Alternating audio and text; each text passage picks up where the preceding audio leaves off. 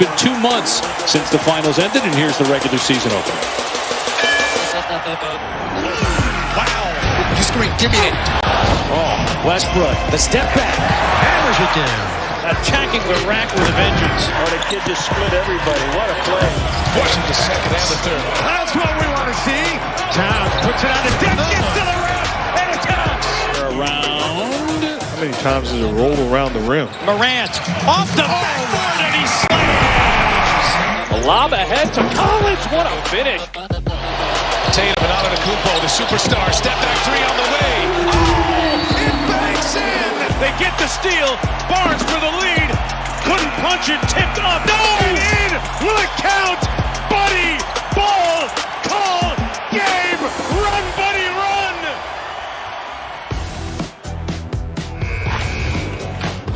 Welcome to The Jump.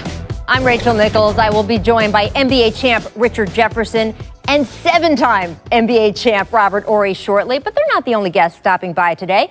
Coming up, I sat down with Luka Doncic ahead of his Christmas Day primetime matchup with the Lakers. Spoke a little bit about what it's like to be the odds-on MVP favorite in just his 3rd season. Stick around for that.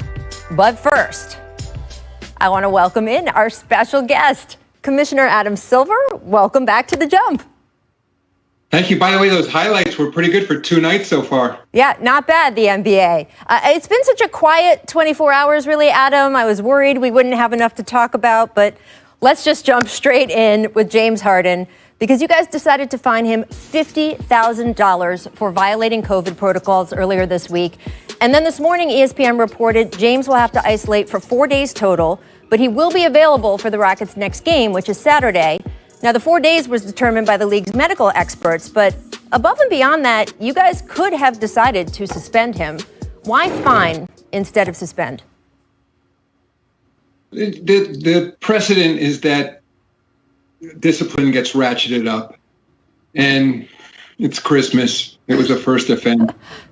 Frankly, to your point, the $50,000 is the limit of my authority under the collective bargaining agreement. And what would have happened? I mean, in a way, he got lucky, because if the game had taken place last night as scheduled and he were unavailable because of his own actions, he would have missed a game and a paycheck. And so it would have, in practice, and ultimately have turned out to be a much larger sanction. But a little bit of luck there. I'd say also, we're just beginning these protocols, and it seemed fair in the first instance, but it's Christmas. Certainly appreciate your holiday spirit. And I understand you have discretion here. It's not the first time in even just the past couple weeks, though, that Harden was very visibly partying in clubs without a mask. And I know the first time he hadn't reported to training camp yet, but he was supposed to have. It's not that camp hadn't started. Every other Rockets player had to abide by COVID protocol rules that same week. Why didn't you consider James to be under those rules at that time? He wasn't, because just as you said, he hadn't reported to training camp yet. I'd only say, Rachel, I think that anyone who's in a position of meting out discipline as I am can't succumb to frontier justice. I mean, I understand what Twitter would like to see happen here, but union, there are rules, and my job is to follow the rules. I mean, in this case, putting aside prior conduct, this was a first violation for James under these new protocols. And as I said, it was the limit of my fining authority. It didn't seem appropriate to suspend him for that act alone.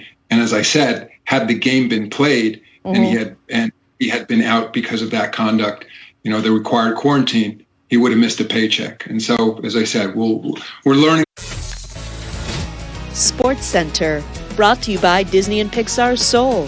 Streaming this Friday only on Disney+. The dysfunction and disconnect seem to be growing between James Harden and his employers. The Rockets star fined $50K and ruled out for last night's game against the Thunder for violating COVID protocols, which would have cost him a game check valued at $567,000. But because the game was postponed, Harden kept the money. Here's Perk on the situation in Houston. We know what we'll get out of James Harden between the lines. We know that he could, put the ball in the bucket once, one of the best to ever do it. But a lot of GMs right now are scared to trade for James Harden because of his off-the-court activities or festivities, should I say. And they don't want him to come in and be around their young guys and teach them bad habits. Like, you have to be more professional. So right now, a lot of GMs are turned off by the way that James Harden is acting. After Wednesday's postponement, the Rockets now start their season on the road, playing in Portland on Saturday. Then they get Denver Monday. After that, it's back home for a couple. Our agent Wojnarowski reporting that Harden must isolate until Friday and continue to test negative if he has any chance to play Saturday's game in Portland. Rockets Thunder not played last night. A lot of other games were.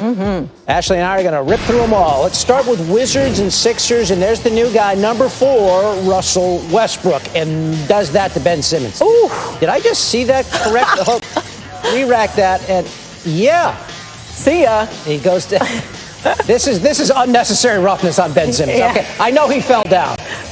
Westbrook. Yeah, a little dramatic. Yeah.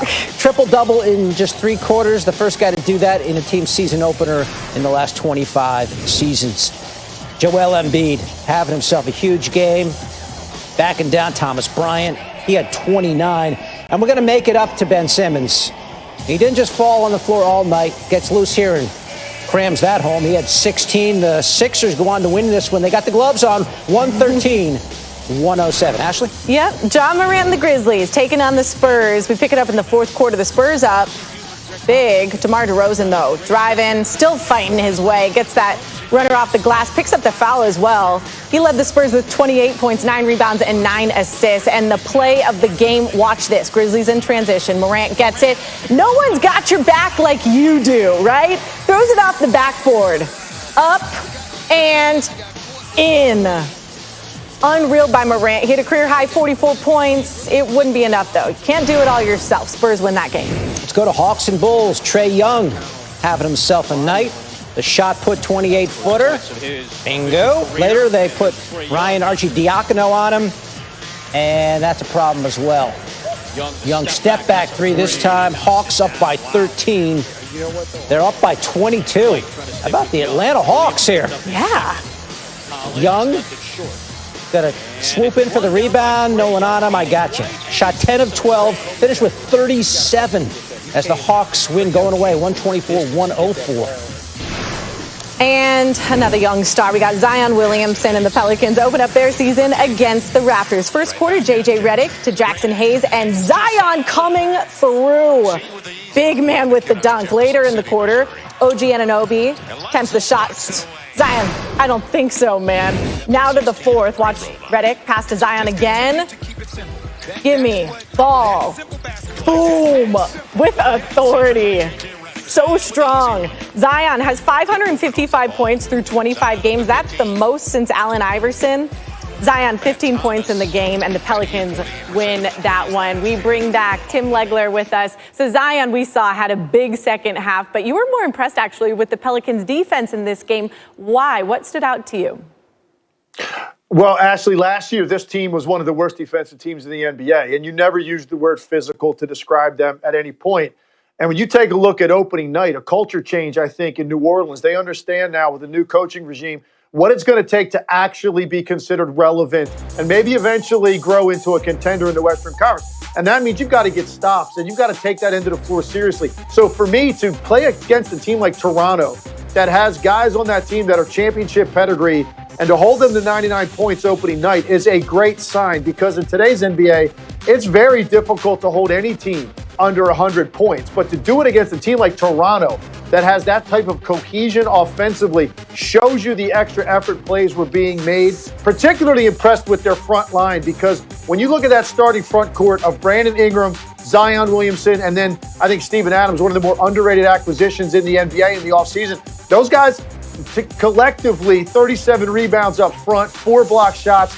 They were giving you rim protection. They were giving you deterrence in the lane. They were hitting people.